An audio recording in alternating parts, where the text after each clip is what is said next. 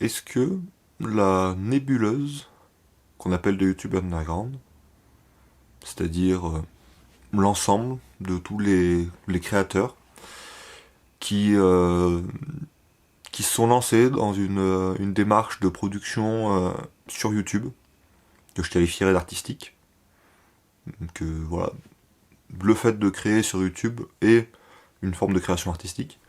Et est-ce que dans cette nébuleuse, je compte aussi ceux qui créaient très peu ou qui ne créaient pas, mais qui sont acteurs par les commentaires, par le fait de faire vivre cette nébuleuse.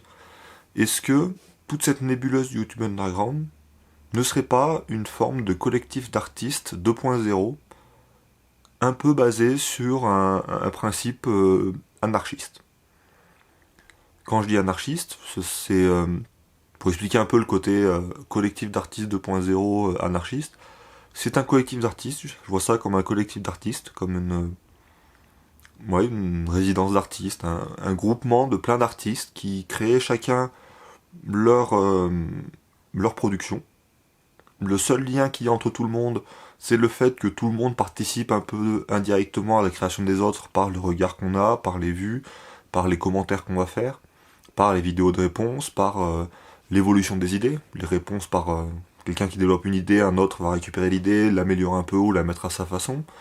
Euh, Tout ça, je le vois dans une forme de collectif d'artistes, mais qui n'est pas un collectif formé comme actuellement par le biais d'une association, donc avec un statut juridique, avec un président, un trésorier, un sous-trésorier, un sous-président, un secrétaire, tout le bordel quoi. Euh, le principe anarchiste là-dedans, je le vois justement dans cette absence de hiérarchie, et dans le fait que il y a plus ou moins deux créateurs. Ernesto 2.0, qui a été vraiment le premier à avoir mis ce mot de YouTube Underground, qui a été vraiment dans le mouvement dès le départ de partager des petits créateurs qu'il trouvait, de partager des pépites, de faire profiter à des gens qu'il estimait être, être dans la bonne voie artistique, être productif, non, pas productif, non, être dans une voie de création de YouTube, voilà, faire profiter de sa notoriété à des petits créateurs. Donc Ernesto est vraiment le créateur à mes yeux de cette nébuleuse. Et il y a Teddy Boy qui a aussi beaucoup contribué au début, euh, par justement un apport un autre pilier politiquement différent, sur la création très différent, une vision différente, pour pas avoir un monopole au-dessus. Il a aidé à contrebalancer pendant un bon moment. Et du coup, voilà, je vois ces deux personnes comme étant les initiateurs de cette nébuleuse. Mais après, la nébuleuse, elle s'est créée et elle évolue toute seule. C'est quelque chose d'auto-généré. Quand je dis nébuleuse, c'est qu'il y a des petits groupements qui vont se faire, de petits créateurs qui vont s'estimer être le YouTube Underground, et puis d'autres vont s'estimer être le YouTube Underground, mais pour moi, ils sont tous interconnectés. Et chaque personne agrège un peu des gens autour de lui. Il y a des gens qui vont faire partie de plusieurs petites communautés, mais voilà, je vois l'ensemble de tous ces créateurs, l'ensemble de toutes ces personnes, de tous ces pseudos, de tous ces voilà, de tous ces acteurs du YouTube Underground, comme faisant partie d'une immense nébuleuse euh, de gens qui, voilà, il y en a dans le lot qui ont voulu monter un peu en notoriété, il y en a d'autres qui ont voulu rester en notoriété basse, mais pour moi, ils restent quand même dans cet élan général de création, de production. Et voilà, je voulais, voilà, c'est une idée qui m'est venue ce matin. Alors je vais vous expliquer un peu la genèse de cette idée, parce que alors j'ai un rapport à la création qui est assez particulier, c'est que j'ai arrêté la création pendant un bon bout de temps, parce que créer au niveau artistique en général, au niveau production jeux vidéo, production dessin, peinture, sculpture, musique, tout ça, j'ai fait une grosse pause pendant un moment parce que je ne trouvais pas de but, je ne trouvais pas d'objectif, je ne trouvais pas de, ouais, d'utilité, entre guillemets, à la création artistique. Je créais, mais créer des dessins pour les empilés qui prennent la poussière, personnellement, ça me fait créer, ça me fait une sorte de divertissement, ça me fait... mais voilà, je voyais pas de... Une fois fini, j'avais l'impression d'avoir du vent entre les mains, d'avoir passé beaucoup d'heures sur des projets qui finalement finissait en autre boudin, quoi. Le fait de jouer aux jeux vidéo, la démarche était la même. Je finissais, j'ai l'impression de ne pas être productif, avec des gros guillemets, de finir et d'avoir rien gagné personnellement. Pas forcément financièrement, hein, mais au niveau intellectuel, au niveau développement, au niveau idée, j'étais dans un pur divertissement qui me freinait. Et du coup, j'ai cassé cette dynamique en mettant tout en sommeil et en passant sur des projets qui étaient purement productifs. Donc rénover une maison, ou voilà, le temps que je passe à créer un meuble, je finis, j'ai un meuble. Je passais 100 heures à faire un meuble, je finis, j'ai un meuble qui correspond aux 100 heures que j'ai mis dedans. À la compétence que j'avais, à tout. Je faisais 100 heures dans un jeu vidéo avant, ben, les 100 heures, elles finissaient. J'avais une malheureuse sauvegarde, j'avais peut-être la satisfaction d'avoir fini le jeu, mais je finissais avec rien. Et du coup, cette réflexion, là, je l'ai ressortie pas longtemps pour...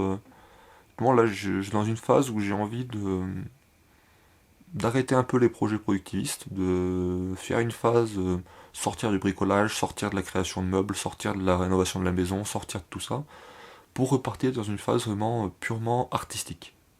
Créer de l'art pour de l'art, de la peinture, du dessin. Donc là, je vais me lancer une phase ce mois-ci, en fait, puisqu'on est en mars. Me lancer une phase là-dedans. Et, euh,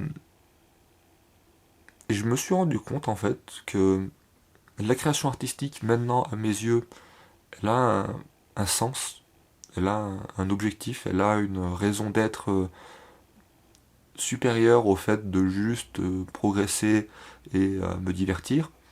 Euh, Elle a un objectif plus noble qui est le partage, qui est de faire vivre une communauté. Actuellement, je suis sur un petit Discord où il y a 5, 7 personnes, qui est vraiment un Discord basé sur la création. Et ce Discord, il me fait prendre conscience en fait que euh, ma création, elle a un sens supérieur parce qu'elle fait partie d'un collectif. Quand je crée, j'alimente un collectif, j'alimente un groupe.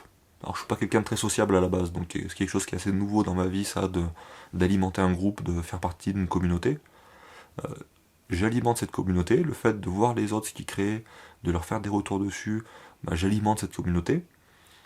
Et je me rends compte qu'en fait, la création artistique prend un sens, à mes yeux, beaucoup plus haut, beaucoup plus noble, si je le rentre dans une logique globale de groupe, de création de groupe, où je crée moi tout seul, hein, c'est pas une œuvre qu'on crée en groupe, c'est je crée mon œuvre, l'autre crée son œuvre, tout le monde crée son œuvre, et tout cumulé, ça crée une communauté, un collectif d'artistes, et, euh, et ce collectif d'artistes, il existe parce qu'il y a un lien entre nous, il y a un lien de création entre nous, il y a un échange d'idées, il y a un échange voilà, de plein de choses.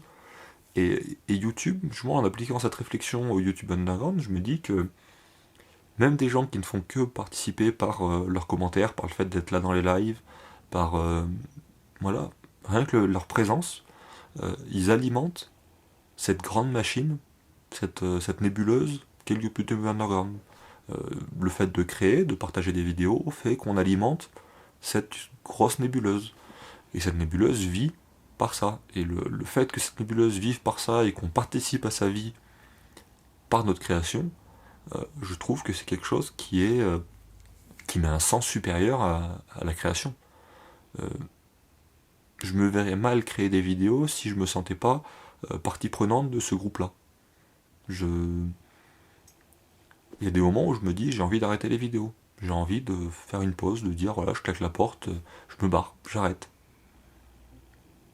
Et puis je me dis mais merde, je fais partie de ce groupe, j'alimente ce groupe, ce groupe m'apporte quelque chose, j'apporte quelque chose au groupe, il y a une interaction qui se fait, une espèce de lien social 2.0, euh, qui, en fait, c'est pour ça c'est pour ce lien, c'est pour cette communauté, c'est pour ce groupe, c'est pour tous ces créateurs que je reste dans la logique de partage de YouTube. Je reste dans la logique de partage sur un Discord, que je reste sur la logique de partage sur Instagram. Euh, à mes yeux, cette réflexion est très intéressante pour des gens qui hésiteraient à se lancer dans le YouTube Underground, qui hésiteraient à s'impliquer dedans, qui hésiteraient à faire des vidéos. qui se disent, voilà, qui je suis pour m'intégrer dans cette communauté, qui je suis pour m'imposer et me dire, je suis là, je fais partie de la communauté. Et cette réflexion, en fait, voilà, je pense que cette réflexion est négative, parce qu'il faut se dire plutôt, cette communauté, je l'adore, il y a plein de créateurs dedans qui m'intéressent, il y en a d'autres qui m'intéressent pas, mais bon, je vais quand même les regarder parce qu'ils font partie de la communauté, parce que voilà, faut quand même soutenir un peu la marche générale. Et, euh, et en fait, le fait de créer, au bout d'un moment, c'est de se dire, ben, j'ai envie de faire encore plus partie de cette communauté, de pas me sentir comme un parasite qui vient m'imposer dans la société, enfin, dans le groupe, mais de dire, voilà, je respecte la création du groupe, cette création m'apporte, donc à un moment, ouais, j'ai peut-être envie de m'intégrer dedans et d'en faire partie et de faire vivre le truc. Et, mais quelqu'un qui faisait de la vidéo, qui a arrêté de faire de la vidéo, j'en ai plein en tête, des noms de gens qui alimentaient cette grosse nébuleuse et qui ont disparu. Il y en a qui ont clairement disparu, volontairement, qui sont sortis du YouTube game, on va dire. Et, mais c'est des gens qui ont marqué cette communauté, qui ont apporté quelque chose de nouveau, qui ont fait évoluer, qui ont posé leur pierre à l'édifice, mais leur pierre reste là. C'est des gens, s'ils reviennent, ils font déjà partie de la communauté, ils sont déjà dans le truc, et tout leur passé reste. Tout leur passé, même s'ils ont supprimé leurs vidéos, il y en a, ils partent, ils reviennent. Je pense à Pierre Claise, qui part, qui revient. Quand il revient, j'ai dans ma tête l'image de toute la création de Pierre avant. Je pense qu'il y a plein de gens, et on l'a vu dans les commentaires, qui sont très heureux de le revoir revenir parce que ils ont tout ça, et c'est un petit pilier de la communauté qui est parti, qui revient. Il y en a d'autres, j'ai Harmonie en tête, qui est parti, et qui, souvent, je me dis, mais merde, elle devient quoi? Alors, je vois de temps en temps sur Instagram qu'elle partage un petit peu, mais après, elle a ses choix de sortir, elle a ses raisons de sortir de la communauté, et des fois, je me dis, merde, quoi, elle est plus là, quoi. Mais elle est toujours là. Dans ma tête, voilà, c'est toujours quelqu'un qui... on est vraiment dans un collectif d'artistes, où il y a des gens qui vont, qui viennent, mais les gens qui vont et qui repartent, ben, ils ont marqué de leur trace, on sait qu'ils sont encore là. C'est assez... Et du coup, voilà, les gens qui hésitent à se lancer, il n'y a pas à avoir la peur de se dire je vais dans un groupe où c'est déjà monté, où les gens se connaissent déjà tous, où il y a déjà des liens entre tout le monde, j'aurai l'impression de m'imposer, non. J'en fais déjà partie parce que je regarde, parce que je commente, parce que je gravite autour de cette nébuleuse, et il y a un moment, pof, je vais devenir au lieu d'être juste un spectateur, au lieu d'être juste une caméra qui se promène dans toute la nébuleuse, je vais me fixer, je vais me dire tiens là, je vais me créer une petite planète, je vais me créer une petite étoile, pof, j'agglomère un petit peu de matière, et je deviens un petit truc. Et les gens, au lieu de voir juste une caméra qui se promène, ben, ils voyaient la caméra, ils voyaient les commentaires que la caméra laissait, et d'un coup ils se disent, bah tiens, la caméra elle devient quelque chose d'un peu plus solide. Elle, et, euh, et du coup, du point de vue de la personne qui se lance, c'est pas s'imposer dans la création, c'est pas se dire, je vais me pousser à créer parce que je veux partager au truc, enfin, c'est pas, ouais, je vais m'imposer dans un truc qui est déjà créé, vu que c'est une nébuleuse, que tout le monde se regarde pas forcément, qu'il y a des gens qui vont considérer que certains sont pas du YouTube underground, d'autres vont les considérer dedans. Je pense que la nébuleuse est énorme, et ce que je considère comme étant le YouTube underground, c'est qu'une petite partie de toute la nébuleuse de gens qui ont gravité autour.